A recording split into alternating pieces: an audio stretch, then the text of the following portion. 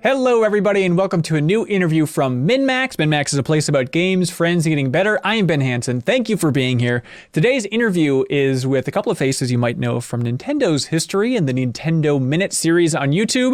We're going to be talking to Kit Ellis, who's the director of social media marketing and original content at Nintendo, and he was at Nintendo for 13 years, and Krista Yang, who is the senior manager of creator relations and original content at Nintendo and was there for 14 years. In this interview, we talk about the history of Nintendo Minute. We talk about the most memorable moments, meeting developers, what it's like working with Miyamoto, taking tours of the Kyoto office, lessons from Reggie. We cover a lot of Nintendo history ground in this discussion and also give a tease at what the two of them have planned next. So we hope you enjoy this interview. You can always unlock the podcast version of this interview, all of our other interviews, including the deepest dive on Pokemon Legends Arceus, which is the best, most thorough discussion about that game on the internet. Check it out, everybody. The point is you can unlock the podcast version of all of that stuff by supporting MinnMax at the $5 tier on Patreon. Otherwise, if you enjoy this interview, any help sharing it with a friend or just throwing a subscribe our way on YouTube is appreciated. All right, without further ado, here's Krista and Kit. Krista and Kit, welcome to MinnMax, y'all. Love to be here. Thank you. Yes. It's an honor to have you. Before this interview, I was going through, just taking notes, watching way too many Nintendo Minutes, going through the archives. It was a lot of fun. And it's one of those things that really snuck up on me, like, yeah, it turns out I have a lot of questions for these folks. I am fascinated by your careers. I mean, you were both at Nintendo for, 13 and 14 years, respectively? That's mind-boggling. It is a long time. Yeah, we were just thinking of, wow, when we started, that was the Wii and Nintendo DS era. A lot of time has passed. A more civilized age, some would say. Certainly. Yeah. How are you feeling, Krista? Do you feel like just this big wave of relief, or what's the emotion right now? No, you know what? It feels like, a chapter has definitely closed. 14 years is certainly a long time to spend anywhere, but very lucky that, I was spend it at Nintendo and got to work on some really incredible projects. And now it's like a lot of reflection on what's next and thinking about the future. So I feel great, honestly. And I feel like, have had so much fun, working for Nintendo for so long, but I'm just ready for that change as well. Yeah, you tweeted out a picture of you with like a PlayStation and Xbox controller. Is that like the small little giddy thrills? Like, oh, look at me, I'm doing stuff that was taboo before. What a rebel. A little bit. I gotta admit that a little bit. It's like, of course I played games on all of the other consoles, of course, but it was like to try to be a good employee and not like share too much. But now it's like, oh, now I can talk about anything. It's great. Yeah, whole new world for you. Kit, I gotta say that the video you posted is like a TikTok, I guess, that you shared on Twitter of you clearing out your office. That was like, I don't know, a Marvel movie level of Easter eggs. I feel like I was like going frame by frame through that thing just to see everything that you had in your office. There's so many like subtle autographs, just little things like, who signed that? Who signed that? Like the one that caught my eye was the Wind Waker's poster that was signed. Yeah. Do you want to tell the backstory just of that? Yeah, well, first of all, being in a place for 13 years, you just get a lot of stuff. And it was multiple trips to and from that office to clean it out. Oh, God. So I'm glad to be done with that. And now I need to sort through it all. Yeah, that poster was something that was given to me around the time I had visited the Nintendo Japan offices a while back. And I guess that's sort of an internal music group that they have. Yeah. That was, given to me as a gift. And it's so cool and so unique. I had to put that up on the wall. You didn't throw anything away, did you? Is there just like a storage container? No, that was the thing. Like normal cleaning, it's like, well, I can get rid of 3/4 of this. It's like, no, keep. I mean, realistically, how many Miyamoto autographs do you have now in your possession? Oh, I don't. He will occasionally do those sort of custom pieces. I think one was for the 25th anniversary of Super Mario Brothers, and then another one I have was for Super Mario Run. When we were working with Apple on that, and they actually, brought him an iPad and was like, "Hey, why don't you draw something on this?" And he's like, never done it before, but he drew this amazing piece of Mario. Oh my God, that's incredible! Yes, all of our developers are at Nintendo. It's like, how are you this talented? You make everything. Groundbreaking video games. You can play these musical instruments and you can draw. Like, what can you not do? It's incredible. Yeah, just you two aren't on the payroll anymore. You can finally lay into these Nintendo developers, really tear them up as the hacks they are. Just really have at it. No, it's nice after all these years. You're probably still uncovering names and credits and just meeting people, right? Like after a decade at Nintendo, would be like, wait, you worked on what? That's mind-boggling. Is there like a story that pops to your head for just one of those wow moments of somebody that's kind of like an unsung hero within Nintendo? Well, that is true, what you said of, there is an aspect of risk to going to work for a company that you love as much as Nintendo. And, there's the saying of like, well, never meet your heroes. Right. And, we met our heroes and they're even cooler than we thought, I think. So yeah, seriously. It just, how personable they are, how passionate they are, how much they wanted to connect with us and understand what we were doing was incredible, and was way more than we ever could have imagined. So I think we dodged that bullet of coming away from it with a really, bad impression of the people. Yeah. I mean, being in kind of the PR end of the spectrum, especially, in the States, how much interaction would you have with the developers? Was it just like when they would swing by for a press tour and would swing by the San Francisco or Seattle office? Or you just want to explain like how much interaction you would have throughout your career with the developers hands-on? Yeah, well, we definitely had a lot of interaction at least once a year at E3 because they would come for E3 usually. And that was a big sort of global event for the company overall. And so that was always great. You get to connect with all of the Japanese developers and people that we worked with in the Japan office, as well as our friends in Europe. And so that was always fun. But beyond that, Kit and I have been to the Japan office a number of times. Also worked with the developers when they come, to your point, like with specific projects on tours and things like that. So I would say we were incredibly lucky with the level of access and the relationships that we were able to personally build with these amazing, like legendary developers. And so those are some of our, I think, most cherished memories, really. Sometimes, there's one thing that really sticks out is when I think, Kit, you were working on Mr. Koji Kondo, and I had to fly to Vegas for like a day to do like a quick video with him. And I remember getting on the plane and I was like, I'm just getting on a plane right now to fly to Las Vegas to go and meet legendary Koji Kondo and shoot a video with him. Like, what is my life right now? This is ridiculous. So those are the kind of moments where you just like, I didn't even believe it myself, honestly. And side note, Koji Kondo is like the most precious, adorable man ever. So. He does seem very sweet. Yeah, I went back this morning and watched the Nintendo Minute where you all, well, Kit, I mean, the fact that you're playing Mario 1 and expecting him to kind of do like a commentary track for the music, and like you have the pressure of actually playing and it's being captured through the crazy 3DS capture device. It's like, I felt so anxious for you just watching that. The pressure of playing was underrated for sure. It was definitely there's a lot of moments where the pressure of playing is underrated. Yeah. Are you relieved now you don't have to, I don't know, were people mean in the YouTube comments? Were people always jumping in there being like, learn to play Smash, you hack? Or is just the Nintendo YouTube community just a slightly higher quality than most?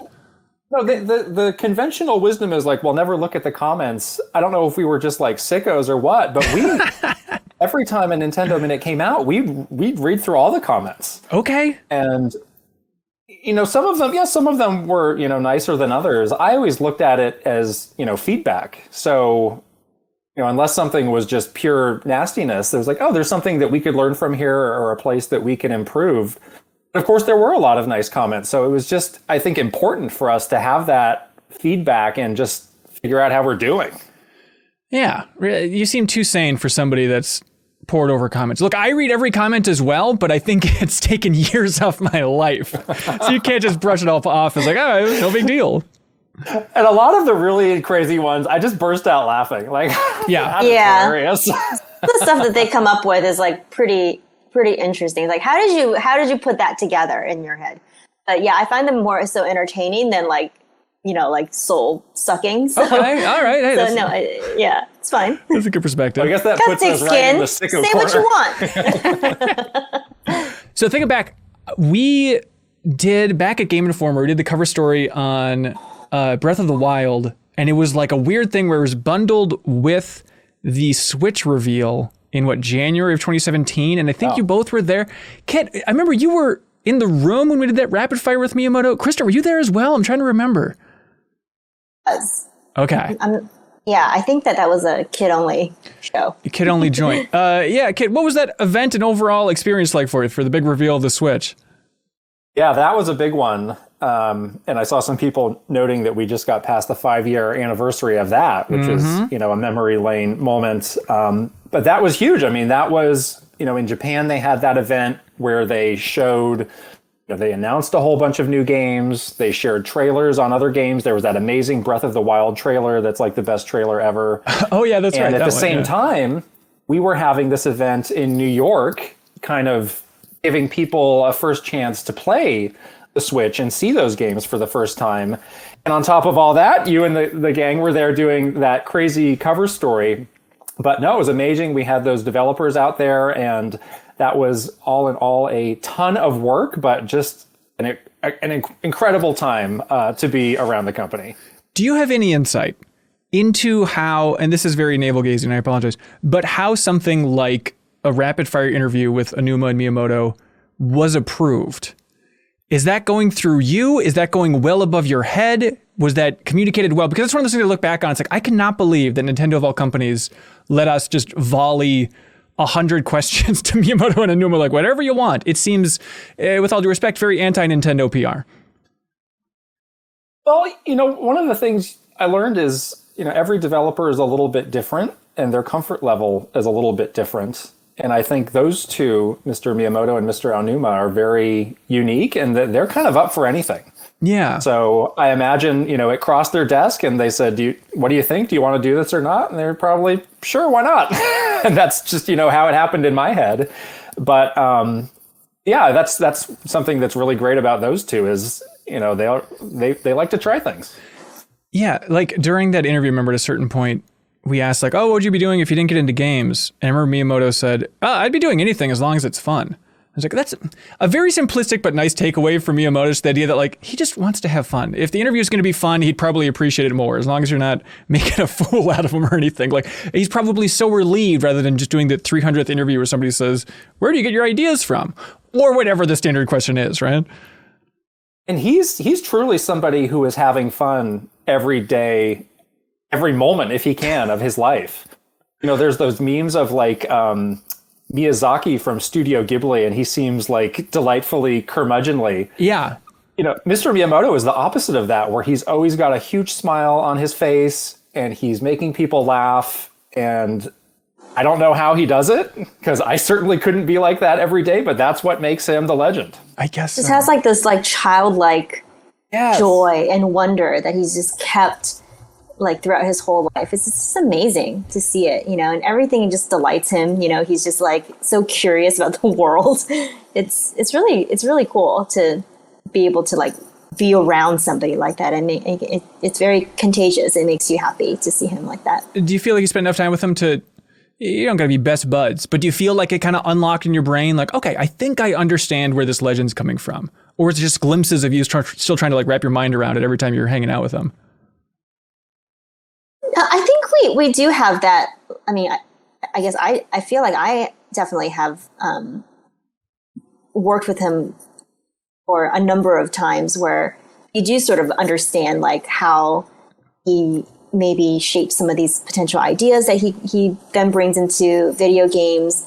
Obviously, don't know the inner workings of his mind, but certainly like his whole like philosophy and the way that he approaches life, and just his like him as just a person, his just, he's just so nice and genuine. Like, and that's something that's very easy for anyone that spend any number of amount of time with him to really just like feel right away. And that's where those E3 experiences were really special, because, you're all together, you're in LA, you're there for a week, and it's shoulder to shoulder nonstop. So you're seeing people at their best and at their worst. And I guess he didn't really have a worst, because he was always delightful. Yeah. He's got to have some temper. I think there's somebody boiling within. That's fine and acceptable. I don't think you can be that great at something and not occasionally have your snap moment. What about, okay, tough question for you guys. Nearly impossible. You have seen so many interviews with probably Miyamoto, other developers. What are like the do's and don'ts of doing Nintendo interviews? What are the questions that journalists ask 6,000 times and it never goes anywhere and you just cringe every time they ask it? I think Nintendo's always been really clear about like don't talk about these things. Like they're Right. pretty good at telling the journalist or whoever's doing the interview, like, here's what we can talk about, here's what we can't. It's always the people that like try to to ask Angling that for question. something. Yeah, it's like wasting your own time, right? You just spent like 7 minutes of your 15-minute interview talking about something that you know that there's not going to be an answer to. So Right. Stop asking about Virtual Console on Switch. Just like for that entire era, it's like everyone's trying to get one in there real quick. Yeah. I guess that'd be frustrating. So how would you describe your jobs? I'm fascinated. Like we see Nintendo Minute and it's easy to be like, well, this is their job. This is what they do. But what would you say you're doing all day, Kit? What, like at the end of your era at Nintendo, what was your daily routine like? Yeah, it's funny because for both of us, Nintendo Minute was actually a very small part of our job. And I'd say it wasn't even officially part of our job. It was like the sidebar to our jobs that we did for 8 years. No, at the end, so I was overseeing the team that did social media, work with content creators and original content work, which was, things like Nintendo Minute or Nintendo Power Podcast. So, that's a lot to keep track of, but always found the time to do Nintendo Minute, and that was absolutely a highlight. Yeah. And then, Krista, are you in a similar field or? Mm-hmm. Yeah, I actually worked on Kit's team. So we both came up sort of on the same like communications team path. So I did, traditional public relations for a while, and then ended my career working specifically on our creator relations program and, working with all of our like amazing Nintendo ambassadors. And I would say that was like probably the happiest I ever been at my job is when I was able to do that, to do that work and work creators and just and work on more of the original content side. That's really where I was like, this is exactly what I want to do. Yeah. I was so happy that I was able to do that at the end of my career. It must be nice just to like connect with fans directly. Yeah, exactly. Yeah. So you are all such anomalies within Nintendo because it seems bizarre to have like, hey, the two faces of Nintendo Minute running for almost 10 years. And it feels very much like Nintendo's a company that does not like to highlight personalities outside of like Japanese developers. Certain thresholds will highlight them. How much pressure was there internally, or just did it get bizarre with the idea of like you two becoming celebrities within the Western side of Nintendo? Also, I think it was a right time, right place where, we started the show in 2013, which is around the time that Nintendo was starting to do social media, starting to build up a YouTube presence. And, we really saw an opportunity to bring, a proper YouTube experience to that channel where you had two people sitting down and talking about games and what was happening in the world of Nintendo. And we were able to grow along with the channel and make mistakes in a really low stakes way. Right now, there's like 8-something million people subscribing to that channel. Right. It would be a very different situation if we just said, hey, let's try this out today, because the audience is so huge and has such a different expectation. So, I think if, we've had that conversation of like, well, what if we tried to do this today? It would be a lot harder.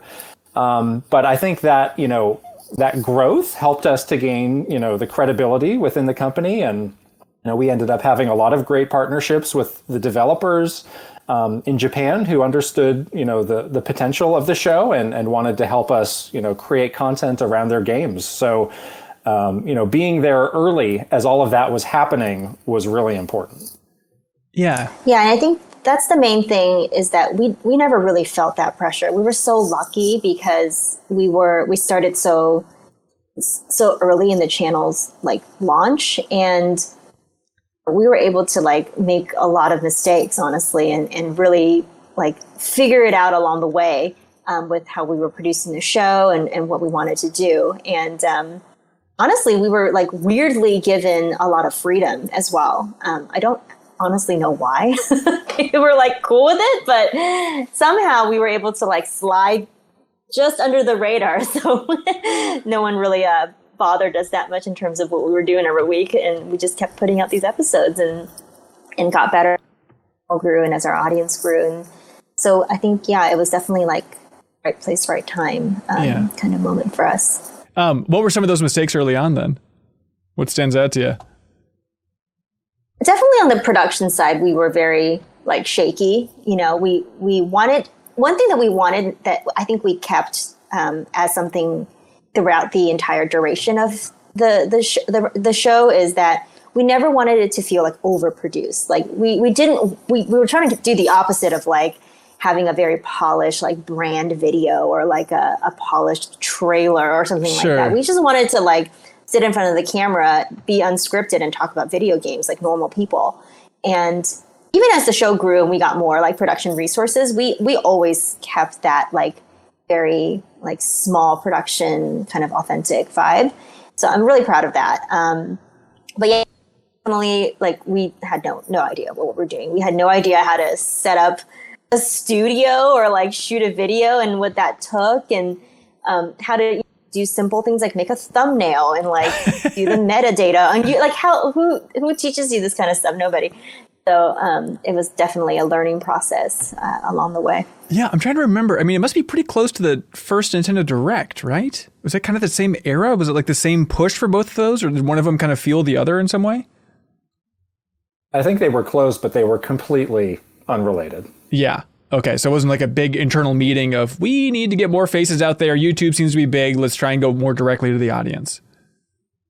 No, not at all. And I think the group of people who were involved in us, deciding to do Nintendo Minute was, again, shockingly small, and would probably not be the case if an idea like that was pitched today. Knowing how big that channel is. God. Well, God bless you for doing it for all those years. I was fascinated by a lot of the episodes. The one that really stood out is the one where you went to the headquarters in Kyoto.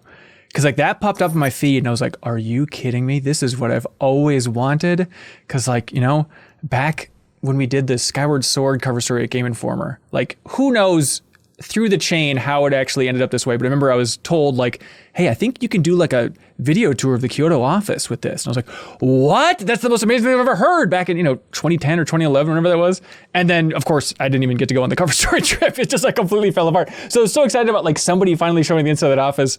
And then you all get there and it's like, well, we can show the lobby of the development building, but hey, look at the blossoms on these trees, everybody. They're amazing. What was that like from your perspective? Did you know going that you wouldn't be able to show that much inside?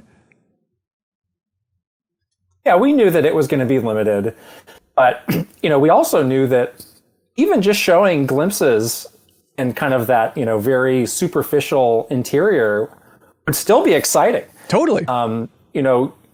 Going into those buildings, there's so many taxis of tourists who just want to get a look. I feel really bad for the security guard who has to turn all of those people away. That's got to be like a full-time job. But no, even just seeing, the lobby or that sort of tatami room that we were in, you could get a very small feel of like, what's making this company tick? So we felt very honored to even have the chance to share that much. Yeah. Yeah.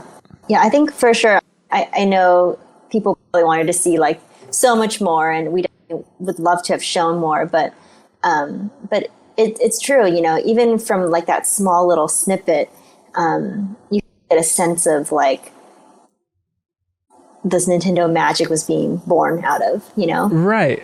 And and there's just so many little things being in that office. Honestly, like, don't office everyone, so don't like get your wild ideas that it's like some sort of like, carnival on the inside or something like that. People are still doing like actual work in there. So, but yeah, I think there's so many little things in there that is just so interesting and makes it feel very Nintendo. And joking around, I was like, one day I will give somebody a like audio tour.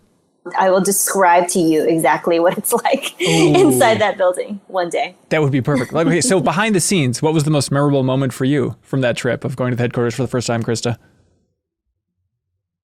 For the first time, really, it was just like, like seeing where everybody was doing this like daily work, because it is like a job, it's still somebody's job. You're still working, you're still going into someone's office, right? So it was just like, I wanted to see what people were doing like on the day to day, and that was just really cool. And being able to see them in their like quote natural habitat, I guess, was really interesting and fun. And, and definitely there's so many little like gems in that office that you're just like, oh, that's interesting that thing exists, or that's bizarre that this is a thing that they do here. They have like these little chimes, for example, that like tell you like when to start the workday and end the workday, and it's like little Nintendo songs, like little things like that. Oh, that just makes it like very, very cute and special. I always enjoyed going into the cafeteria to eat lunch. First of all, the food was very good, which was a nice bonus. Nice to hear. Yes. But it had just a very like high school vibe to it almost, where even the biggest executives got his tray and he's going down and he's sitting down with his buddies and having a conversation, and you just kind of see, like, oh, look over there. So it was just a really unusual setting to see these amazing group of people just sitting down eating lunch like everybody else, just drinking chocolate milk out of a carton like anybody else. I get it. Exactly. Did you get any sense of, you talk about these hidden gems and stuff, Krista, is there any cool historical stuff in there? Do you get a sense of like, oh, they have a secret archive below the building where they have all the old development documents from the original Mario Brothers, stuff like that? Do you get any sense of that there?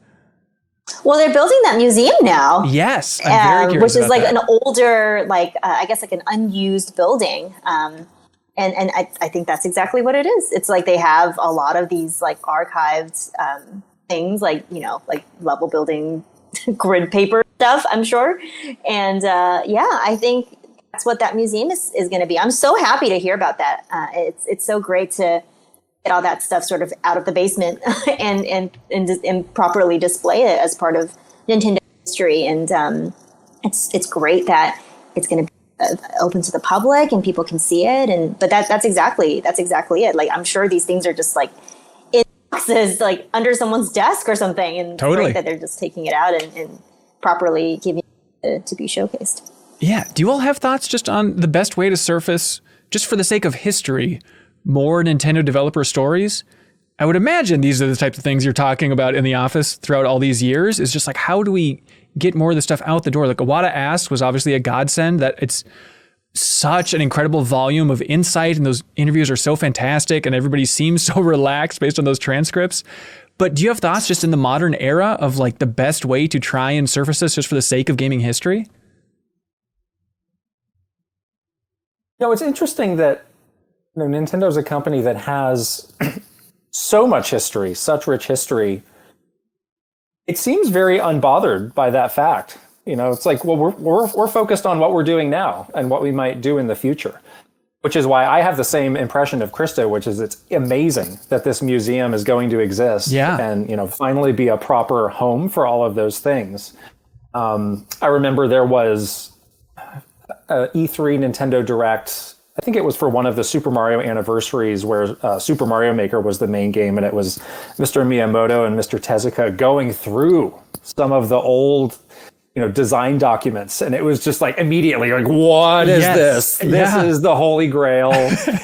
I can't believe that I'm seeing this right now. And like, just think how many times that moment could happen with all of the incredible games that have come out. So I don't have the answer to that question, but I would love to see more of it. Hopefully that museum is the start of maybe a desire to record a bit more properly the history of the company. Pinning all of our hopes on this museum. Yeah. Get it done, people. Were there any passion projects internally, in that arena of trying to surface more development history or anything else within Nintendo that throughout your time there you were pushing for and it never quite happened? Or just an area you're hoping to expand more into and maybe it did happen?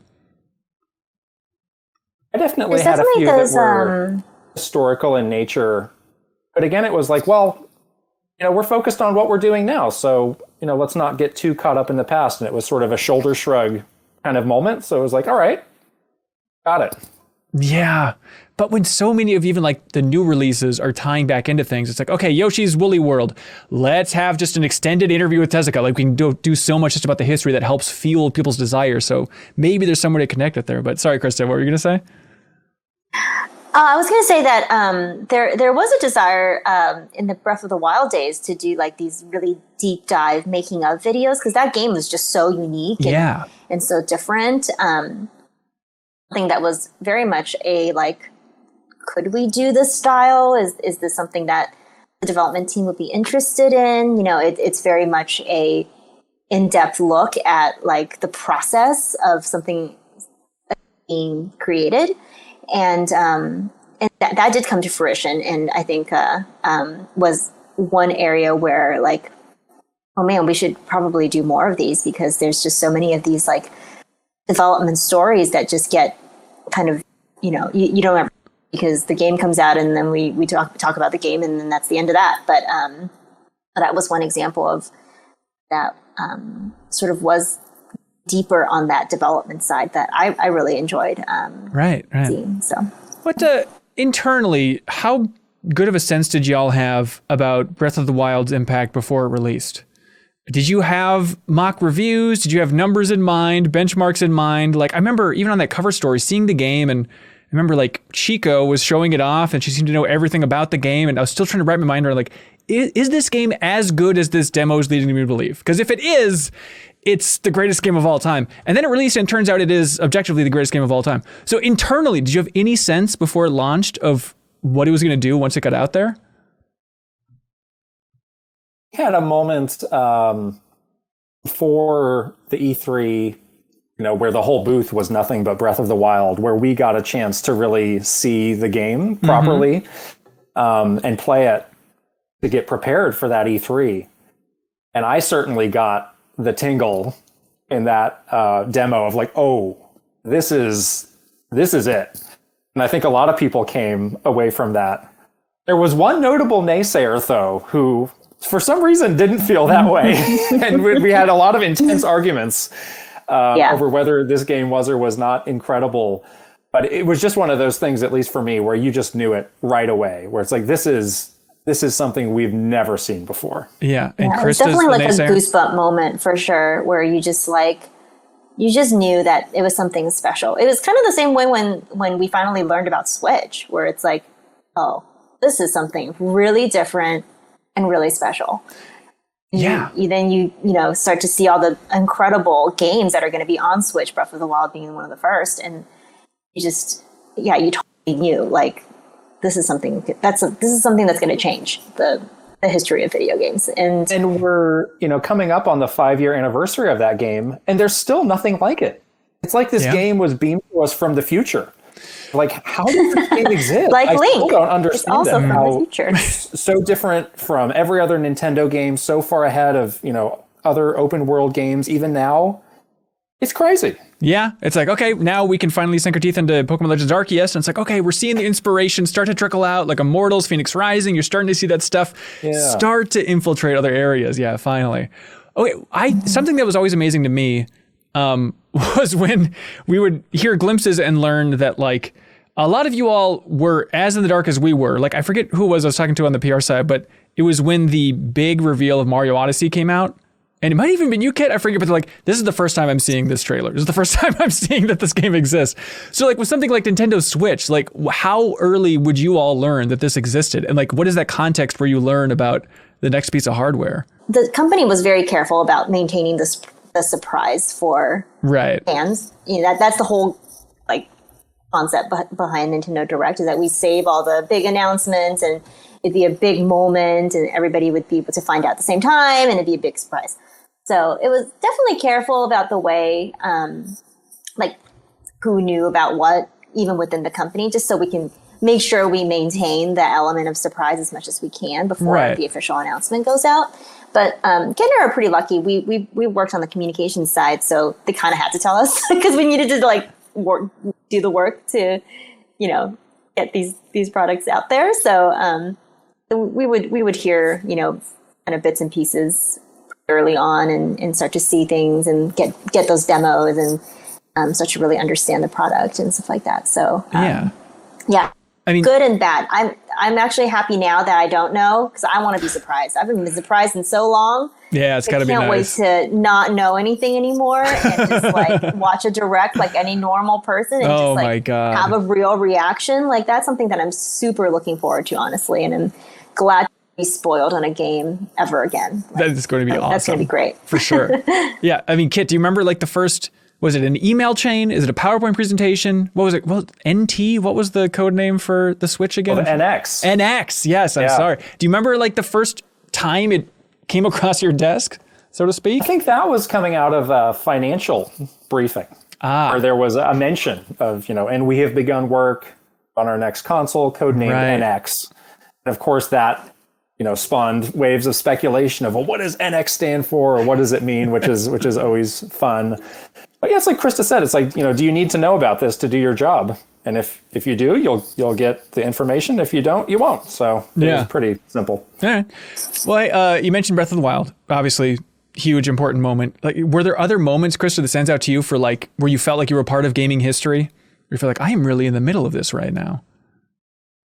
There is a lot of those moments, honestly, because, we were just so closely working on big events like E3, where we'd make these like huge announcements, 14 years, there was like so many of these like incredible new things out while I was working there. Back in those days, we were still doing like E3 press conferences. So Mr. Miyamoto and Reggie would just like get up on that stage and hold up the 3DS for the first time, things like that, where you're like, oh, this is new and different. Let's see how this goes. We had so many of those moments.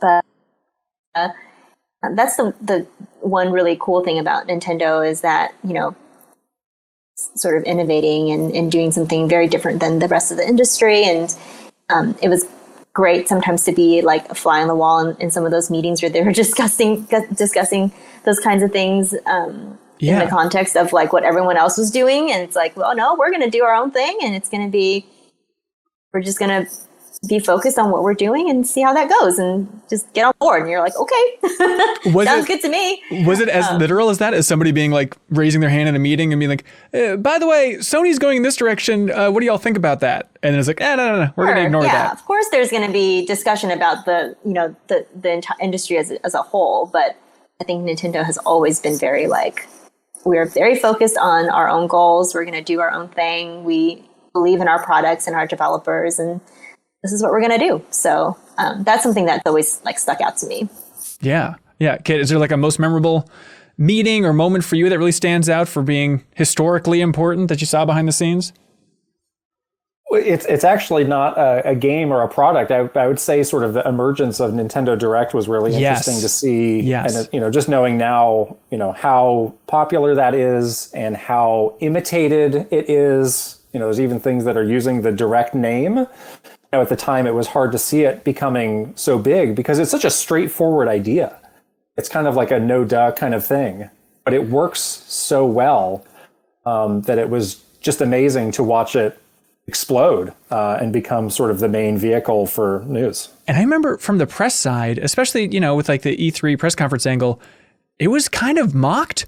The idea of like, oh, okay, just phoning it in, doing some direct instead of getting on stage, doing it the standard way. And like you said, now it is just completely swept across the entire industry. Were you all in those meetings for like the genesis of the Nintendo Direct? I worked on not the first one, but the second one through several beyond that. And I got a phone call one day from my boss and my boss's boss, who were in Europe at the time for some big, planning meeting. And it was like, well, we put out the first Nintendo Direct and it did okay, but, we're going to do more and we have big hopes for this. And you need to figure out how to make it happen. And then they sort of hung up. And, those were a huge global effort, but sort of on the Nintendo of America side, I was sort of scrambling to figure out what to do and what this meant. And, I was vaguely aware of the first Nintendo Direct as well. It was not a huge, deal. So that was a crazy time of like, oh, we've got this new thing and it seems promising, but we need to figure out how to make it work. Yeah. And then I think there was like a recognition that like on the Nintendo of America side, we had the most like like direct pulse of the social audience, because we were the region that sort of led the charge on launching these social channels and starting to talk directly with our fans. And I think we had like the most followers too, probably at that time. So it was like a lot of importance was placed on like, how are we going to make this work in the US market, you know? So they'd be coming to your teams to say, what are the people on the street saying? What do the fans want here? That type of thing? Right. Exactly. Yeah, exactly. Do you have, I don't know, big success stories from that? Of just like finally connecting, okay, we hear the groundswell of fans and now we're actually going to somehow channel it into a mainstream Nintendo output. Like, you know, the example I think of the top of my head is like you had that, like the robot chicken animation where it was somebody in the crowd asking about Mother 3 and then Reggie like lit them on fire. Like just those levels of fan service. Do you have any like big victories that like through your communication, you were able to filter it back and now Nintendo's really getting to the core of the audience demands?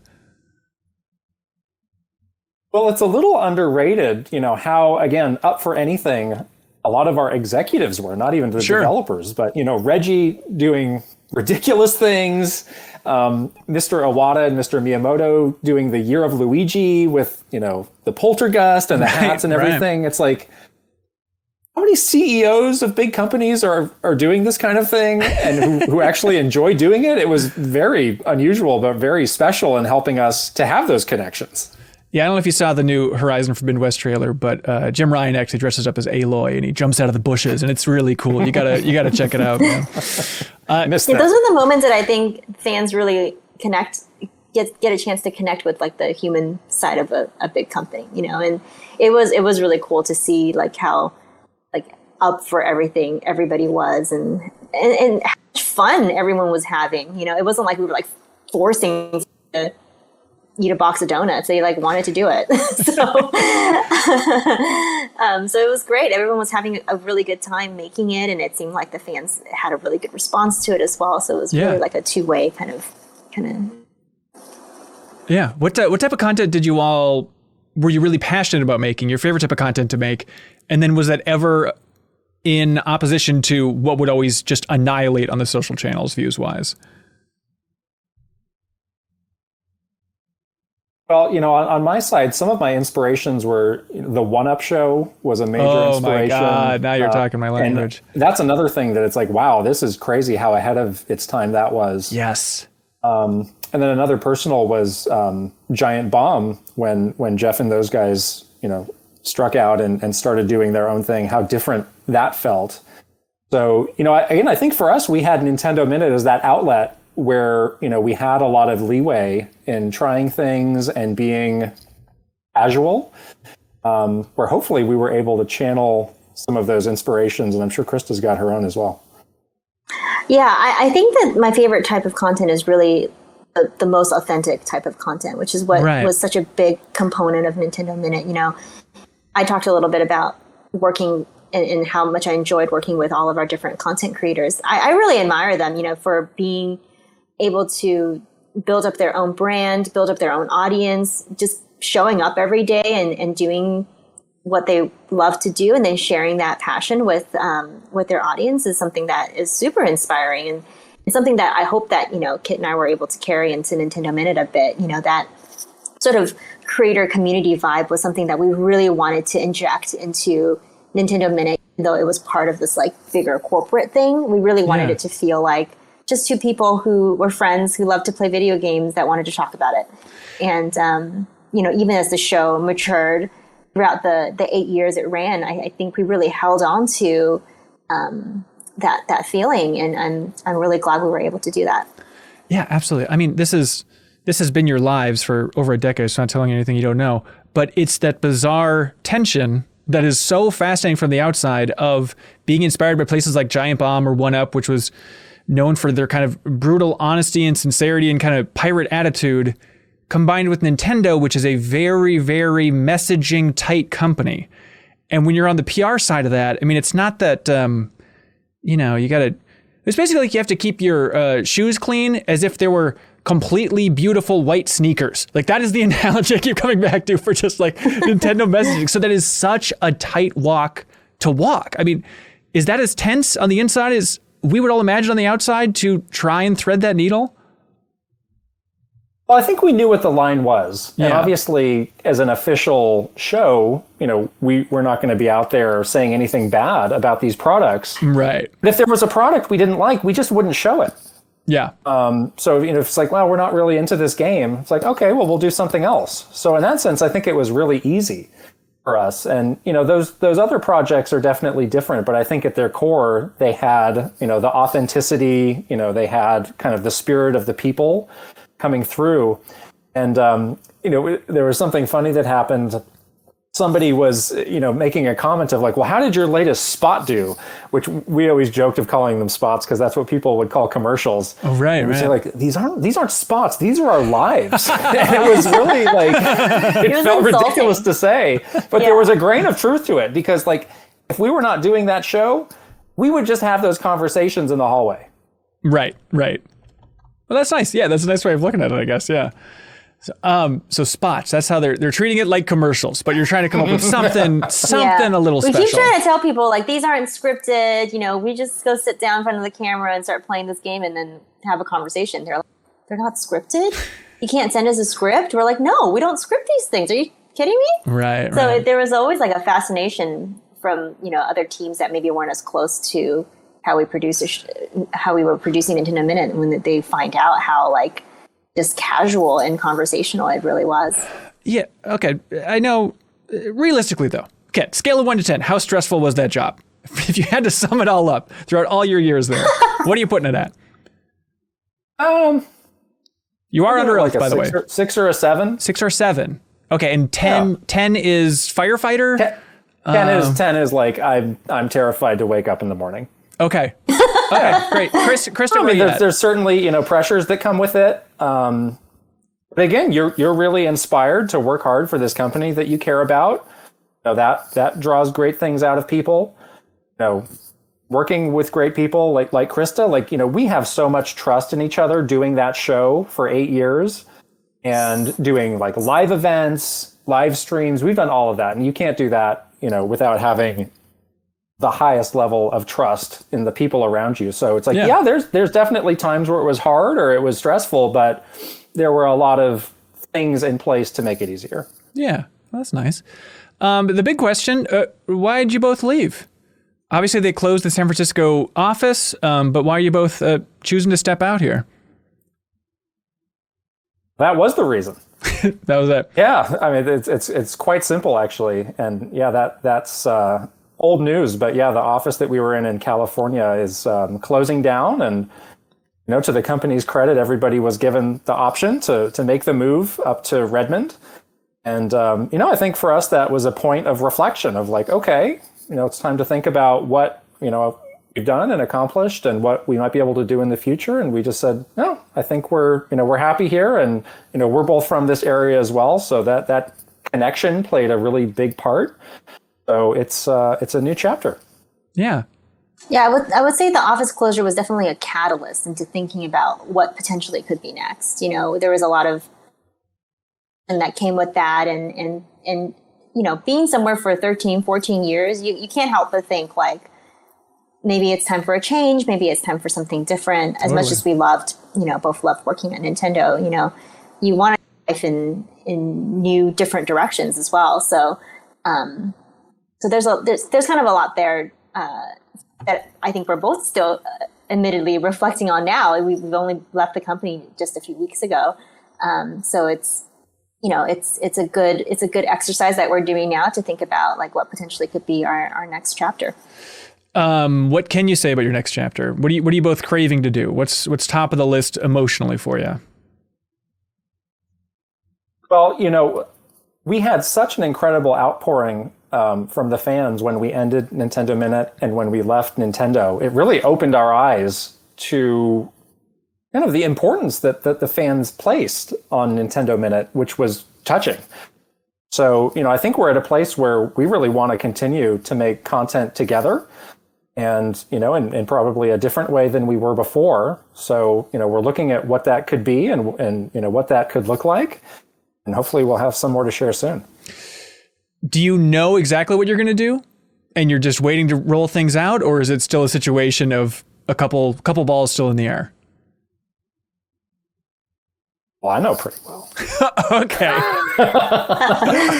Krista, where are you at? Where are you at with all this stuff? I will say that the connection and the relationship that we were able to build with the community through Nintendo Minute is something that's very special to us. And, it couldn't have been just a more like touching moment when we saw that outpouring from that community. So that is a relationship that we want to maintain. That's very important for us to continue to engage with people that watch Nintendo Minute, that love video games, and that are, that like us. We really want to continue that relationship with that community. So that's going to be at the core of what we're going to be, hoping to do next. That's awesome. I'm looking forward to learning more about whatever you two have planned.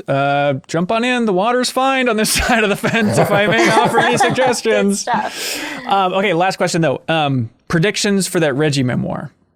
On the scale of less interesting than we think versus more interesting than we think, where do you think that sucker's landing? Because I just pre-ordered my copy. More interesting. You think it's going to be more interesting? Oh, yeah.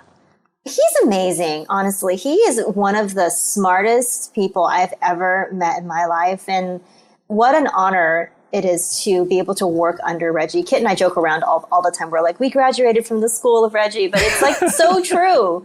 Like we were so blessed to be able to work with people like Mr. Iwata and Reggie and just learn so much from them. And I think that hopefully that book gives people that did not work directly for Reggie like a glimpse of what he's like and his philosophy. And again, I learned so much from him, and I hope that whoever reads that book gets a little snippet of that as well. Yeah. What do you think like the biggest lesson is? If you had to boil down the Reggie school of thought, like I don't know, maybe like the first big epiphany you had from working with him, like, oh, I've never thought about this from this angle, that type of thing. Well, he was just very like thoughtful. And I think the one thing that I really learned that's very opposite from how I am usually is I'm a very impatient person, and he's not like that at all. He's very thoughtful. He'll take his time to really understand something before he formulates an opinion. He really listens to all of the different viewpoints around him before he kind of gives his own thought.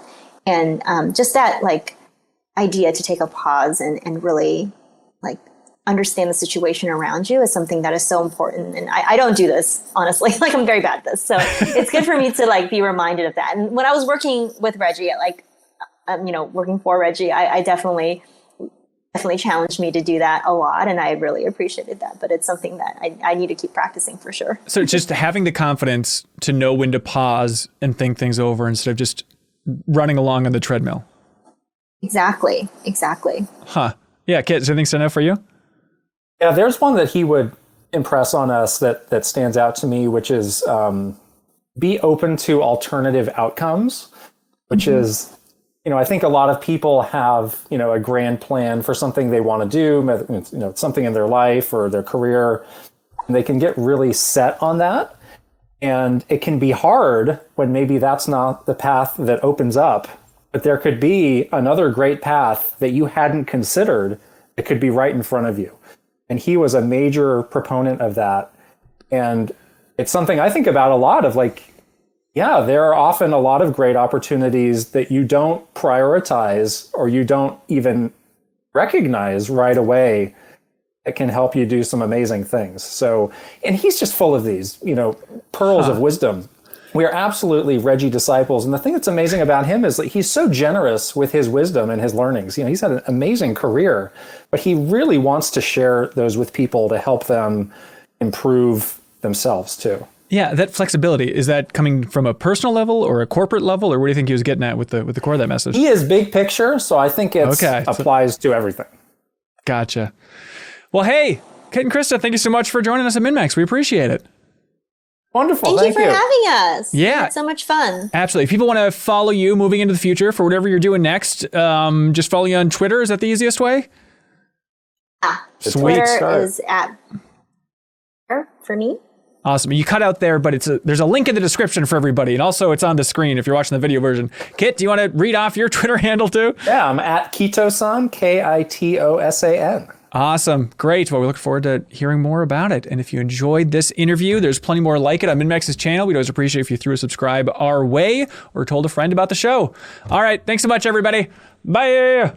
You can help support independent games media by subscribing to MinnMax on YouTube here, or you can support us over on Patreon to unlock exclusive shows like MinnMax Council. You can call into our podcast, you can put a picture of your choice on every MinnMax video, or you could have us plug your passion project on the MinnMax Show podcast. MinnMax is a Patreon about games, friends, and getting better, and we exist because of you. Any help telling a friend's appreciated.